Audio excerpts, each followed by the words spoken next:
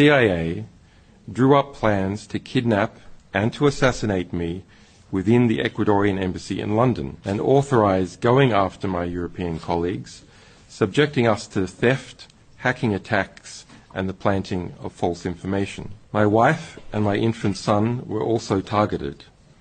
A CIA asset was permanently assigned to track my wife, and instructions were given to obtain DNA from my 6-month-old son's nappy. The criminalisation of news-gathering activities is a threat to investigative journalism everywhere.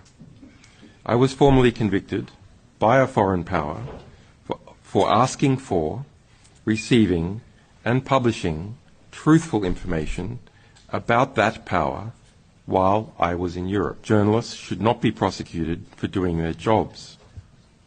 Journalism is not a crime. It is a pillar of a free and informed society.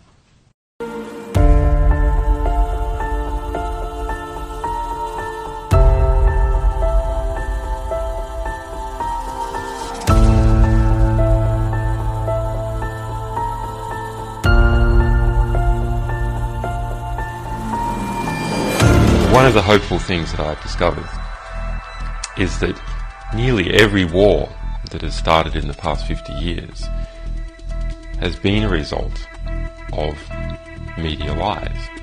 The media could have stopped it if they had searched deep enough. If they hadn't reprinted government propaganda, they could have stopped it. But what does that mean? Well, that means basically populations don't like wars. And populations have to be fooled into wars. Populations don't willingly and with open eyes go into a war. So if we have a good media environment, then we'll also have a peaceful environment. Our number one enemy is ignorance. And I believe that is the number one enemy of everyone, is not understanding what is actually going on in the world. It's only when you start to understand that you can make effective decisions and effective plans. Now, the question is, who is promoting ignorance? Well, those organisations that try to keep things secret, and those organisations which distort true information to make it false, misrepresentative. In this latter category, it is bad media. It really is my opinion that the media in general are so bad. We have to question whether the world wouldn't be better off without them altogether. There's some very, very fine journalists, and we work with many of them, and some fine media organisations, but the vast majority are awful and are so distortive to how the world actually is. So, this is an alleged conspiracy, says Wikipedia, which is also a deep state operation, but this is alleged. But then here's a video to follow it up. It's exactly like acting. There's a script. And that's the truth. And that is the truth. And that is the truth. And that's the truth. There's action involved. That's what you just saw. That's what you just saw. That's what you just saw. That's what you just saw. There's editing involved that has all the same exact clips. Elon Musk to literally take a chainsaw. Elon Musk take a literal chainsaw. Literally take a chainsaw. Elon Musk take a chainsaw. Chainsaw. His buddy Elon Musk. Elon Musk take a chainsaw. It's exactly what actors do. They get a script, they read it in front of a camera on cue, they do the actions. I mean, that's how these people are not considered actors and yet politicians is really hilarious at this point. But it speaks to something else that has happened to people's minds. Because this shouldn't be working on anyone, I guess, is what I'm thinking, right? Like, this should not be garnering support from anybody to see this. It should be horrifying that they're all just repeating each other mindlessly like drones in some hive mind. Why would we need senators getting paid hundreds of thousands of dollars a year to just repeat the same talking points as each other from a script like actors? These people are not acting like individuals who have been voted to represent anybody. These people are acting like they're interchangeable with one another. You could swap one out for another one. It doesn't even matter. These are not, they're not portraying themselves as free-thinking people who have ideas to bring to the conversation. They all have the same idea. And it wasn't even their original idea. Importance of education and the information war and propaganda. Example, Wikipedia, a go-to source. Again, like I said, they just pop up everywhere. A go-to source for so many people regarding what the facts are. You do a quick search, Wikipedia comes up first, and then you find out via a video of Naftali Bennett, who became a prime minister.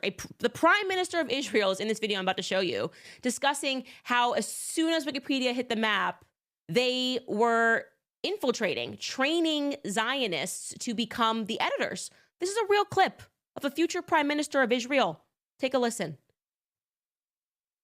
With My Israel has arranged instruction day for wiki editors. The goal of the day is to teach people how to edit in Wikipedia, which is the #1 source of information today in the world.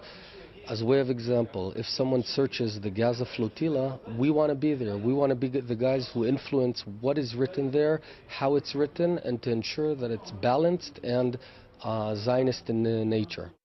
Sort of conspiracy theorizing that's become incredibly popular on the right these days. It was popular on the left, and now it's become increasingly popular on the right. The kind of, let's just ask questions. We'll ask, who really killed JFK? Wink, wink, nod, nod. And then you're like, well, do you have any evidence of the thing that you are presupposing? Well, no, I'm not making any accusations. I just know I don't believe the story that I'm being told.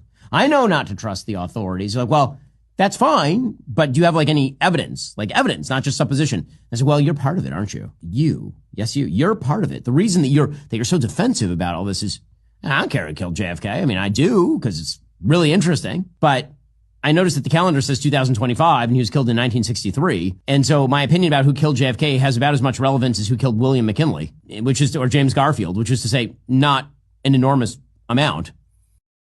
You were trying to get into CIA. Yeah, as Vladimir Putin reminded me. I don't know how you knew that. Yeah, I applied to CIA when I was a senior in college. What did you want to do for the CIA? Operations. And I should just say, for the record, that I had no idea what the CIA was. I think Kermit Roosevelt actually lived right down the street from us. Are you kidding? No. Oh, man, that's cool. And I've taken a lot of crap, including from Putin, like, oh, you're from a CIA family. Well, yeah, obviously my father worked in conjunction with CIA. I mean, that's what that is. I'm not being false about it. I'm a sworn enemy of the CIA at this point, no doubt about that. So I got dinged from CIA for drugs, I'll just be totally honest. I had done cocaine within the last calendar year. And the rule was at the time, if you've done certain drugs within 12 months, you can't join. I may be dead by the time you watch this. Very possibly are.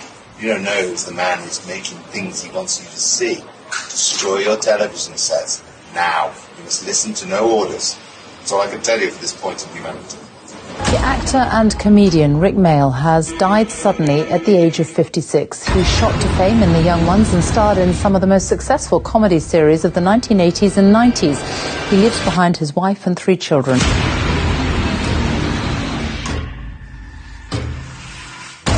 So now you're telling me that climate change is fake? As you know it. Why do you recycle? Why do you recycle? I'm doing my bit. So you're trying to save the planet? Yeah. How precious of you to think that you could save the planet. If she needed saving, especially from us, she'd just wipe us out. People in power are using fear to fuel the racism. How long before they use this racism to make soldiers turn on their own? Innocent people living in a police state. It's already begun. Controlling and monitoring the movement of individuals within the society. Putting chips in passports, ID cards, CCTV. They're using this orchestrated ruse to convince the public to accept Big Brother-type controls. And then they will intentionally reduce the mass of the world's population. Mass genocide on a scale never seen before. There are a mass of ways they could introduce population slaughter. More staged events, orchestrated and maneuvered conflicts, and the use of bioengineered diseases. Vaccines. It could come in vaccines. 13 out of every 14 people killed, destroyed, and murdered. In order to stabilize world population, they need or want to dispose of 6.5 billion people. Horrible thing to say, but isn't it just as bad not to say it? Questions?